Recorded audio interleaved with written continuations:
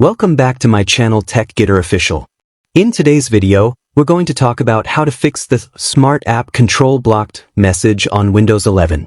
When Smart App Control blocks an app as unsafe, it means Windows security believes the app could be risky. This usually happens if the app is new, unfamiliar, unsigned, or flagged by Microsoft's security intelligence as potentially harmful. Because of this, Windows may prevent the app from running or installing even if you trust it. In this tutorial, I'll show you how to temporarily disable Smart App Control, install the app, and then enable Smart App Control again properly. Let's get started. First, click on the Start menu, and then click on Settings. In the Settings window, click on Privacy and Security. Next, click on Windows Security. Now, click on App and Browser Control. This will open the Windows Security window.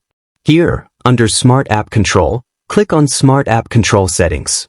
On this page, select Off to turn off Smart App Control. Now, you'll see a warning message saying that if you turn this off, you won't be able to turn it back on unless you reset your PC using Windows recovery options. Don't worry about this message for now. Simply click on Yes, I'm sure. At this point, Smart App Control is turned off, and you can now install or run the app or software that was previously blocked. Once your app or software is installed successfully, we'll move on to the next step to turn Smart App Control back on. To do this, close all open windows. Now, click on the Start menu, type Registry Editor, right-click on it, and select Run as Administrator. Click Yes when prompted. In the Registry Editor, under Computer, click and expand HK_machine. Then expand System. Next, expand Current Control Set. Then expand Control. After that, expand CI.